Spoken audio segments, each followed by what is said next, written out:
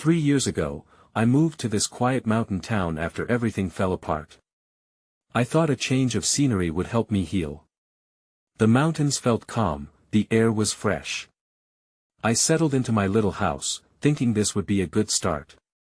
At first, I felt hopeful. But that didn't last long. One night, I was grading papers by my window. That's when I first heard it. Soft whispers drifted in. I thought it came from the nearby bar, but it felt too close, almost like someone was calling me. I shook my head and returned to my work. That noise couldn't be real. Weeks went by, and the whispers kept coming back. They arrived at night, low and eerie. I tried to ignore them, but they seeped into my mind. Some nights, I could swear I heard my name. I stopped sleeping well. Shadows danced at the edge of my vision. Each time I turned, nothing was there, but I could feel it. I started looking out at the valley more often. The neighbors seemed to ignore it. I wondered why. One day, I asked Mrs. Talbot, who lived next door. She frowned and whispered, "It's best not to look." Her eyes darted around like she feared saying it could draw attention. I felt confused. What was out there? At the library, I stumbled upon old news clippings about people who had disappeared. Names and dates lined the pages, all linked in a strange pattern. It chilled me to the bone. I thought about how I felt lost in my own grief, unsure of everything. One evening, I stood by my window again. The mountains loomed large. I felt a strange pull to explore, to uncover the mystery.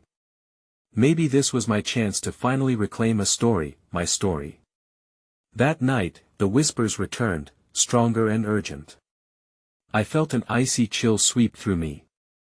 My heart raced as I grabbed my keys and stepped outside. The valley looked dark and inviting, shadows shifting like they were alive. I hesitated but felt compelled to step closer, as if something was calling me. As I neared the edge of my property, I heard a soft voice again, calling my name. "Mark, why are you here?" I froze. My breath caught in my throat. "Hello?" I called, looking around. There was nobody in sight, just me and the soft rustling of wind. Fear crept up my spine. I stood there, unsure. The darkness felt thicker, wrapping around me. I should have gone back inside, but I couldn't move. All I could do was listen as the whispers grew louder, echoing in the night. They spoke my name over and over. I wanted to run, but I felt anchored to the ground. Then, silence.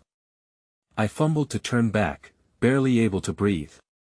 The valley felt more alive now, filled with eyes I couldn't see. The darkness seemed to whisper back, taunting me. I took one last glance before I turned to sprint for home. Whatever was there, I knew I had just glimpsed something terrible, something that demanded to be heard. And now it knew my name. I burst through my front door, slamming it shut behind me like a barrier against whatever lingered outside.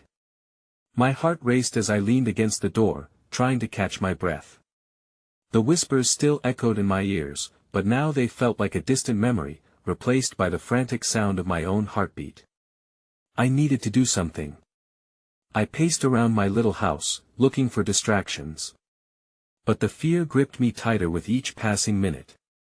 I thought about my neighbors, how they ignored the whispers that haunted their nights. I needed to know more, to understand what they were afraid of. I grabbed my phone and Googled everything I could about disappearances in the area. What I found left me unsettled. Countless articles, more than I had initially seen in the library, painted a grim picture. Each name connected to the last, all vanishing without a trace. A knot formed in my stomach as I read about families torn apart and investigations that led to nowhere. I wondered if Mrs. Talbot knew more. The next day, I decided to visit her again. I needed answers. The morning was bright, a stark contrast to my rising anxiety. I knocked on her door, my palms clammy. When she answered, a flicker of recognition crossed her face. She hesitated before inviting me inside. Her living room was filled with trinkets, ordinary things that felt heavy with layers of history. I took a seat, but Mrs. Talbot's eyes shifted uneasily, glancing past me, as if watching for something lurking in her yard. "You were out last night, weren't you?" she asked, her voice shaking slightly. I heard something," I admitted, unsure of how much to share. "I didn't know what it was." Her expression changed. "You shouldn't go out there, Mark. You don't understand." "Then tell me," I pressed, feeling more impatient than scared. "What is it?" She looked down, biting her lip, and I could see the fear clawing at her. "There are things in that valley. They take people. If you listen, you'll hear them calling. But you have to resist. You have to ignore it." Something twisted in my gut. But I can't just ignore it. I need to know why. I feel drawn to it. Mrs. Talbot shook her head, her eyes wide and panicked. "You're not the first to say that. Each time someone listens, it gets stronger. It's not just whispers anymore. They'll take your soul." I took a deep breath, processing her words. "What do I do?" "Leave. Get away from here. Forget about the valley." As she spoke, a sudden chill swept through her home. I felt it prick my skin, like icy fingers trailing down my spine. Without warning, the door creaked open, and I turned to see a figure standing in the threshold. "Hello, Mark," the figure said, its voice dripping with familiarity. "Are you still looking?" I stared, paralyzed. It was my name again, laced with an unsettling sweetness. Before I could react, the lights flickered and everything went dark. I blinked, disoriented in the sudden darkness. My heart thudded in my chest, a mix of fear and confusion.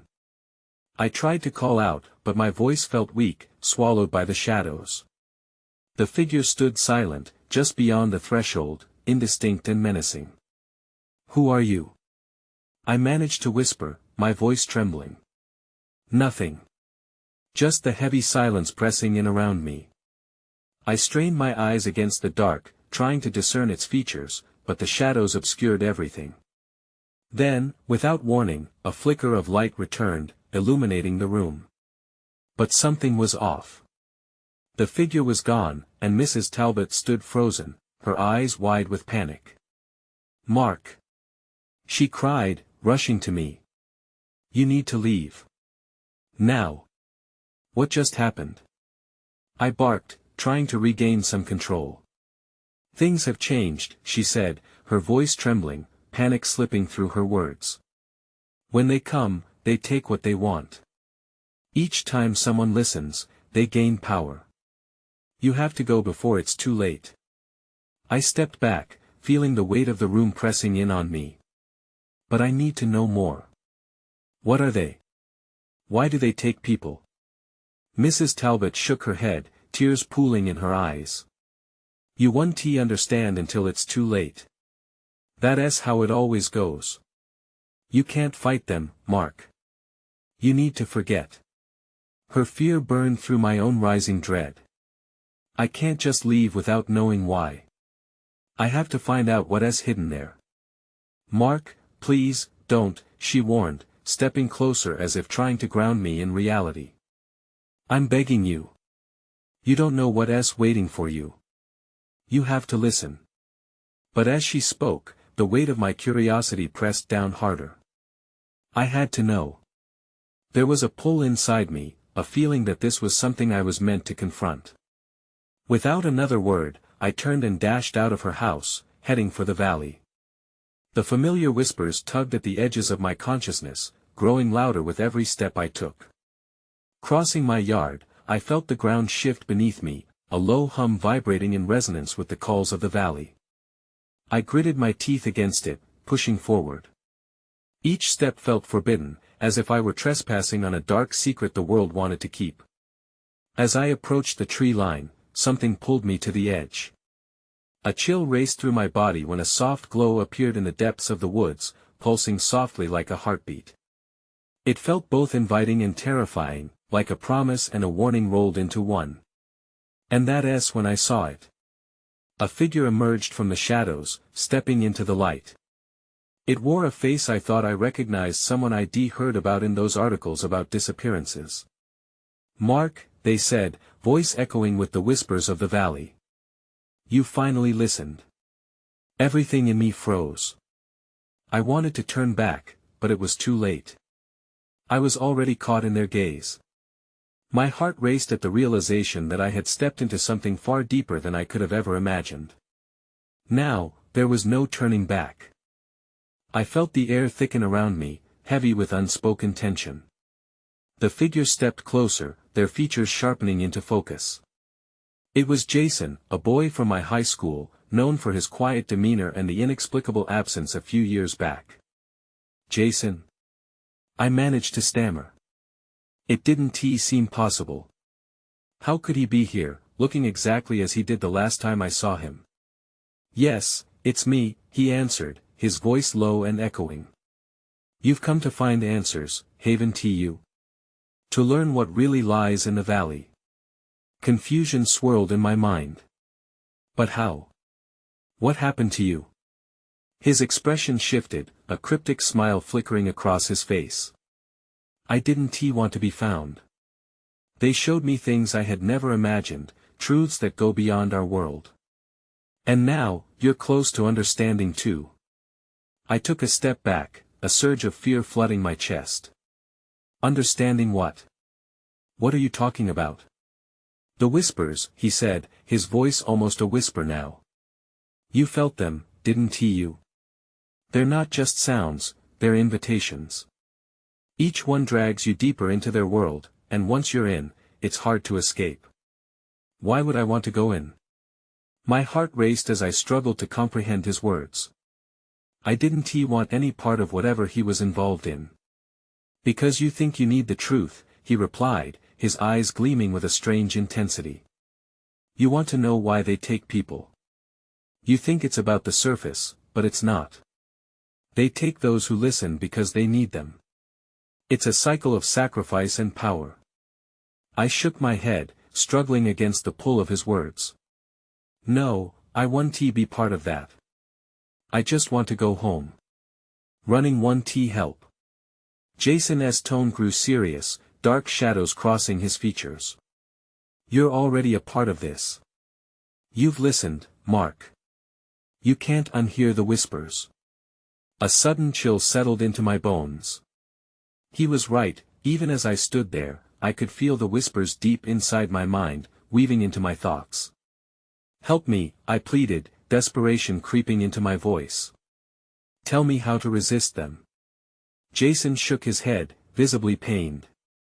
"This isn't something you can fight. The longer you stay, the more you'll crave the truth. You need to understand you may never leave." Panic bubbled in me. "What do you mean? What happens if I stay?" He stepped back, his voice dropping to a hoarse whisper. "You'll become like me, like all of us."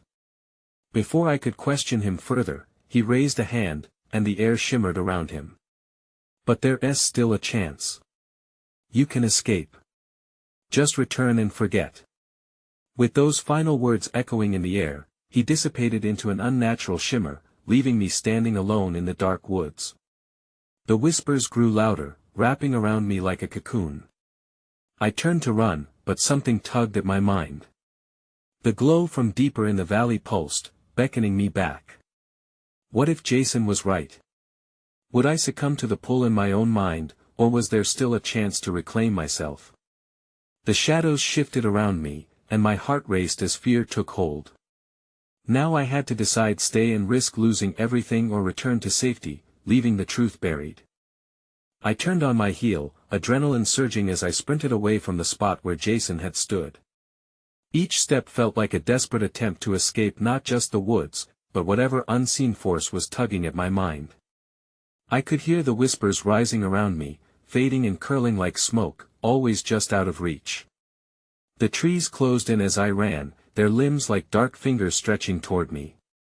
My heart thundered, drowning out the sound of the whispers, which morphed into a chaotic chorus.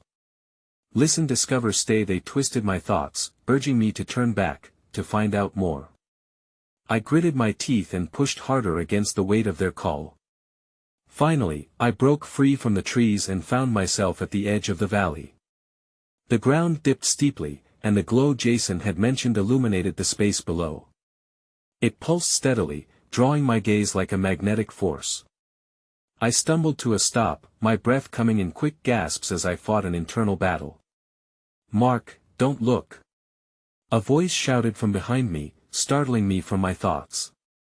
I whirled around to find Sarah, my friend from town, her eyes wide with panic. "You shouldn't be here." "Sarah?" My confusion was sharp. "What are you doing here?" "I came looking for you," she said, her face pale. "I heard you were out in the woods. I didn't think you'd come this far." I saw Jason," I stammered, still reeling from the encounter. "He told me things about the whispers." Her expression darkened as she stepped closer. "You need to leave this place, Mark. The valley, it's not safe. It has a way of hooking into your mind." "I can't just walk away," I insisted. "What if Jason is right? What if there is something important down there? Trust me, it'll trap you. I've seen how it takes people," she pleaded, her voice rising. "We can't risk it." Suddenly, the glow flickered and flashed, casting strange shadows across the ground. My heart raced again, but this time, a sinister thrill followed. As the light pulsed more rapidly, I could see figures emerging from the glow, silhouettes of people, illuminated against the darkness. "Mark!" Sarah shouted, her voice breaking through the haze. "We need to go now. Don't look at them." But I was frozen. I felt the pull intensify, each figure familiar but distorted, as if they were reflections of people I once knew. Jason didn't just vanish. He had become part of this, whatever it was. That's when I saw it, I started to say, but my voice trailed off as terror gripped me. They can see us. Come on!" Sarah screamed, grabbing my arm and yanking me back. Her grip was strong, and the urgency in her voice shook me from my daze. "We need to move." I tore my eyes away from the glow, fear overriding my curiosity. Together, we ran, but the whispers pursued us, echoing the names of those lost. The figures blurred into wispy shadows behind us, their call relentless. As we reached the tree line, I risked a glance back. The figures were gone, swallowed once more by the shadows of the valley, but I couldn't shake the feeling that they hadn't disappeared. They were simply waiting. "Are you okay?" Sarah panted, concern etched on her face. "Did you hear what they said?" "I think so," I replied, my throat dry. "But we need to figure out what is going on. I can't let this go." As we stood there, hearts racing, I wondered what truths lay hidden in the valley and how deep the whispers truly ran. The urge to uncover them would not let go. The air felt different as we finally caught our breath. The echo of the whispers faded to a low hum in the background, but the fear clung to me like a thick fog. "Mark, we can't just stand here," Sarah urged, glancing nervously over her shoulder. "They could come back." "You think this is over?" "It's just the beginning," I said, my mind racing with what we had just experienced. "There has to be an explanation for all of this. For Jason, for the whispers, for why the valley pulls people in." "Please, just listen," she said, her voice shaky but firm. "The valley eats memories. It twists them. Jason probably didn't have a choice. He just got trapped like the others." As the panic settled in my chest, a question flickered in my mind. "What do you mean, like the others? You've seen this before?" "Not just seen it. I've talked to people who were here long before us. They told me stories of lost memories, of friends disappearing, of families torn apart." Her eyes darted toward the ground. "No one ever comes back the same." I could feel anger rising, but it was smothered by the weight of her words. "So what?" are we supposed to ignore it? Pretend we didn't just see those people? We get out of here. We tell people to stay away. That's all we can do, Sarah insisted, but even she sounded unsure. Please, Mark. Let us go back to town. Her words simmered in my mind, but a part of me resisted. Something in that glow still called to me. I had to understand. Just give me a second, I said, shaking my head. I need to think. I stepped away from her to give myself space to breathe. All I could see was the glow, pulsing and breathing as if it had a life of its own. I couldn't help but feel it beckoning me closer, this time not through whispers but through the pain of unanswered questions. Mark, please. Sarah cried, desperation rising in her voice. What if you look again? What if something happens? But before I could answer, I caught a flash of movement out of the corner of my eye. It was a figure stepping out from behind a tree, someone wearing a tattered jacket, their features obscured. I took a step forward. Hello? Is someone there? My voice was trembling. The figure paused, tilting its head. You shouldn't be here. It was Jason's voice. My heart sank, but I couldn't back away. Jason? Is that you? I tried to warn you. He stepped closer, illuminated by the fading light of the valley. They're watching. They're waiting. And they'll take you, too. Fear erupted in my chest as the others began to materialize behind him, faces I almost recognized, but distorted like a shattered reflection in a broken mirror. Then, the ground trembled. The glow intensified into a blinding light, its power washing over us. That's when I saw it, I muttered, panic rising within me. A sudden realization hit hard. The whispers weren't just there to call us, they were a warning. Mark! Sarah shouted, her hands gripping my arm tightly as the ground shuddered beneath us. What's happening? I yelled, fear pouring out. The valley was shifting, the figures closing in. The whispers crescendoed into a deafening roar. In that moment, everything went dark. I gasped as light pierced through the darkness, slamming me back to reality. I blinked furiously, trying to make sense of my surroundings. The pulsing glow was gone, and I found myself flat on my back, staring up at a broken sky. My heart thudded in my chest as I rolled to my side. Sarah? I called, voice cracking. I sat up fast. There was no sign of her. Panic hit me. I scrambled to my feet, scanning the area. I was alone, or so I thought. Mark. Her voice echoed from somewhere nearby, laced with urgency. I sprinted toward it, dodging branches as I pushed through the underbrush. Where are you? Over here. I found her crouched behind a rock, breathing heavily. Her face turned pale when she saw me. You scared me. What happened? It was like I don't know. She said, her eyes darting nervously. One moment, we were standing there, and then everything just faded out. Do you think they're gone? I asked, glancing over my shoulder with dread. The whispers were muted now, but I could still feel them in the back of my mind, like a song I couldn't quite remember. I don't want to find out, Sarah said, straightening up. We have to get out of here, now. As we turned to leave, the ground rippled beneath us. It felt alive, a pulse throbbing in rhythm with the low hum I had almost forgotten. My instinct screamed at me to run. Wait.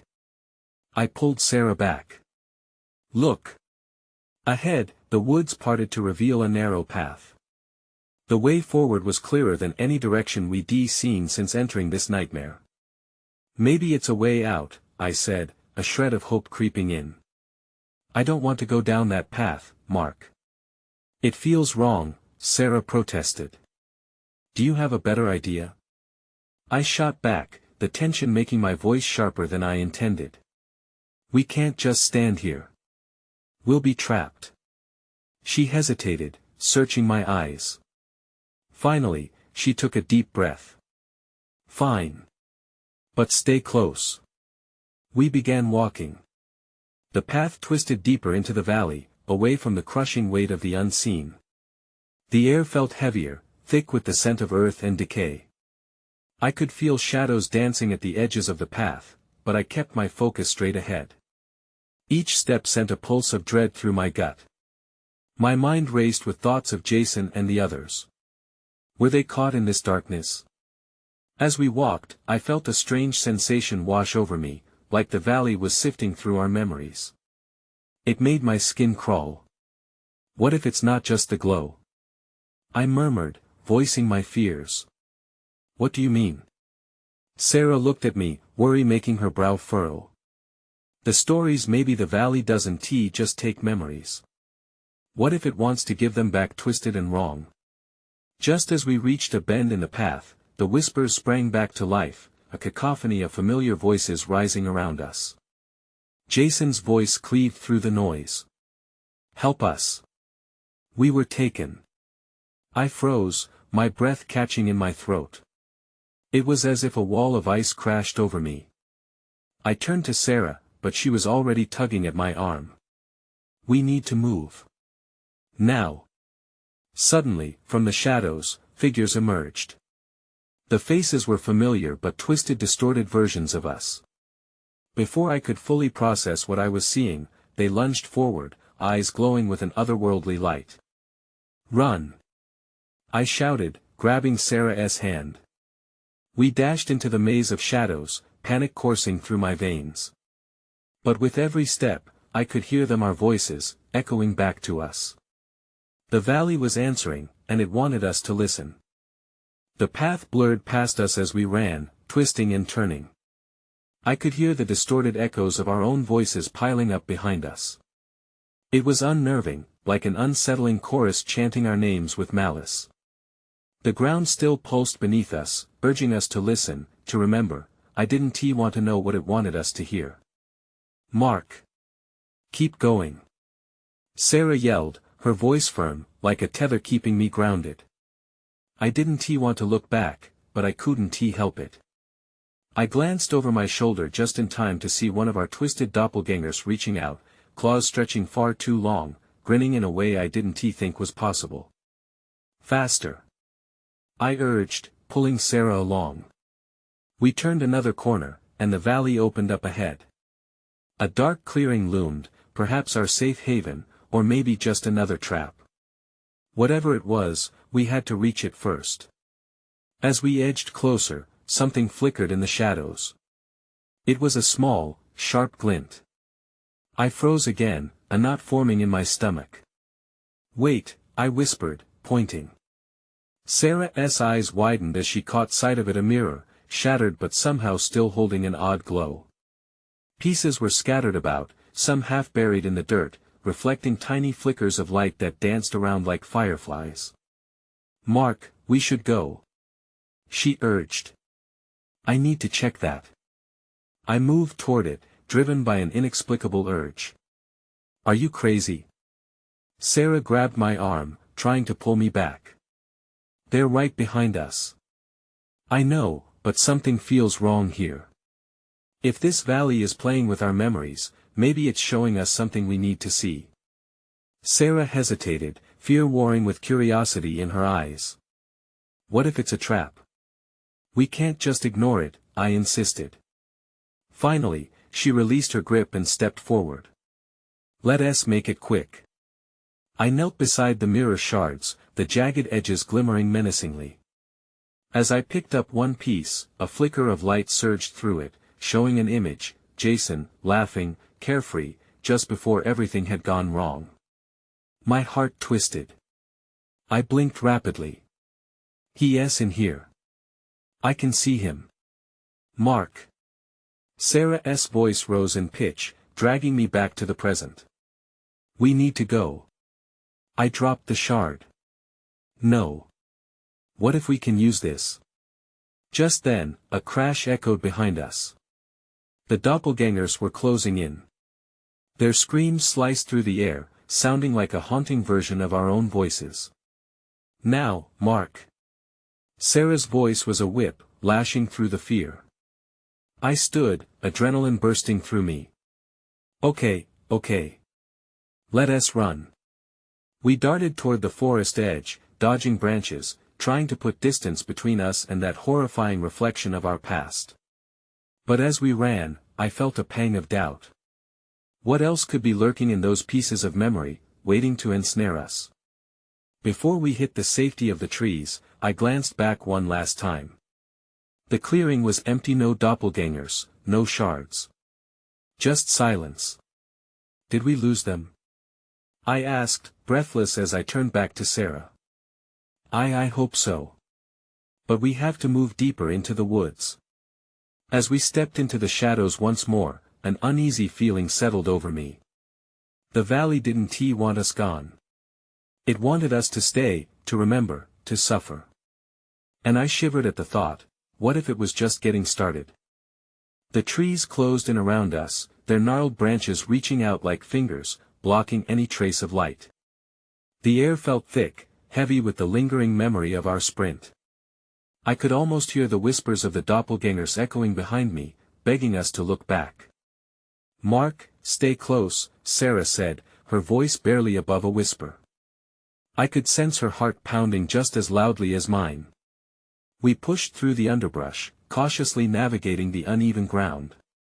Every snap of twigs beneath our feet sent a jolt of fear through me. We were in the thick of it now, but I couldn't shake the feeling that we'd just traded one trap for another. Then we heard a soft rustling, too deliberate to be just the wind. My breath hitched as I turned my head toward the sound. Did you hear that? Yeah, Sarah replied, her eyes darting around. We should keep moving. But something compelled me to stop. No, wait. We need to find higher ground. I was desperate to gain some perspective. Sometimes, understanding our surroundings meant survival. Sarah hesitated, but the rustling grew louder, and finally complied. Fine, but we need to be quick.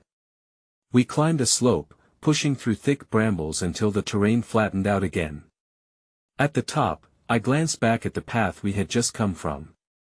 We had entered a new glade. I could see the darkness of the trees swirling, shadows creeping like anxious spirits. Look, I said, pointing ahead. There was a faint glow. Sarah squinted, her apprehension deepening. It could be a way out, or it could be a trap.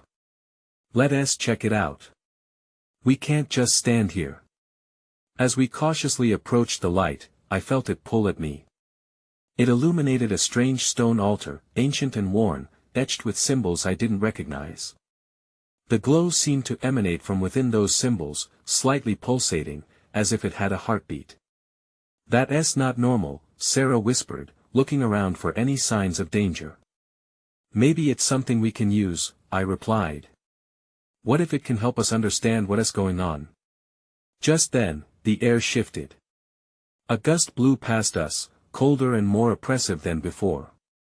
The altar seemed to hum with energy, and the ground trembled lightly under my feet. It was like a challenge, daring us to move closer. Then it hit me, the symbols. They looked familiar, but I couldn't place them. Sarah, I think I've seen these before. Back in school, maybe. Now's not the time to think about history class. She hissed. But I couldn't help it. What if it tells us how to confront them? Before I could demonstrate how approaching meant power, I felt a sharp pain in my side. I gasped, reaching instinctively to where it came from. I pulled back my hand, slick with something dark. Mark! Sarah cried out, panic rising in her voice. The shadows transformed, swirling together, and the resemblance to our doppelgangers became clearer, more vivid. They twisted and snarled, growing from the darkness itself. Run! Sarah shouted, her hands pulling at my arm. But something kept me rooted to the spot. I could see their faces now, my own fears reflected back at me in the twisted grins. I can't, Sarah. I need to know what this is. Just as I made a move toward the altar, the light flickered aggressively. The surrounding darkness drew closer, swallowing the glow, and I felt everything spinning around me. Then everything went dark. Finally, light pierced through the cloak of darkness, awakening me with a jolt. I lay flat on the ground, gasping for air, vision scrambling to focus. Everything felt unreal, a disorienting blur. I blinked rapidly, eyes adjusting to the dim luminescence that flickered strangely above me like a dying star. "Sarah!"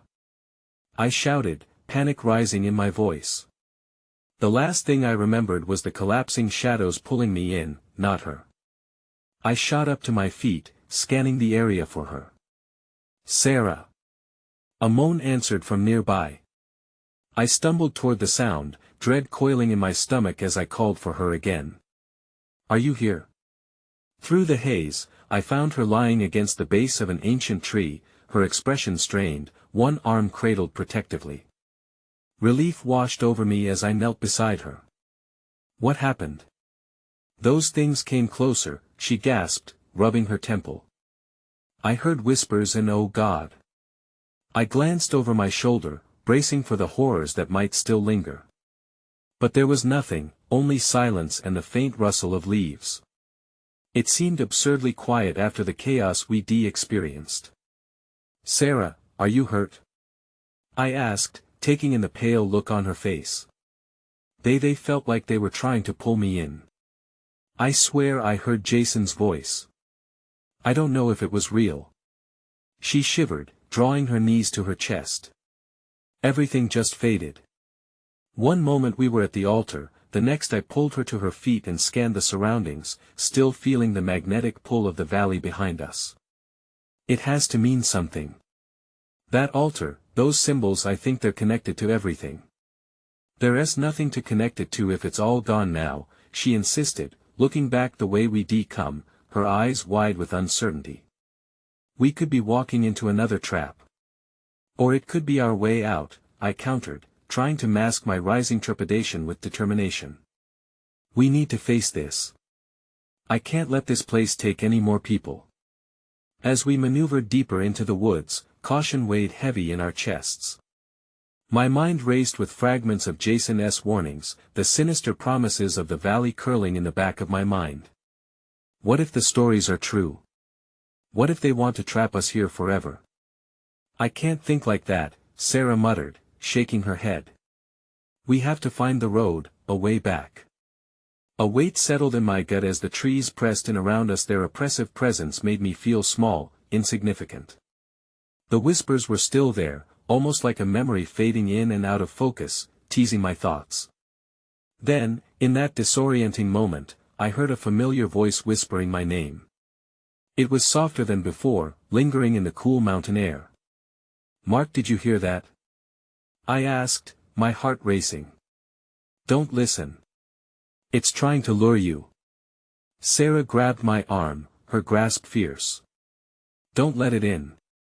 But I could feel the pulse of the valley, beating in rhythm with my heart. The whispers, it felt like I was being drawn back, into the very fabric of those missing souls. I breathed, caught in the grip of the sound.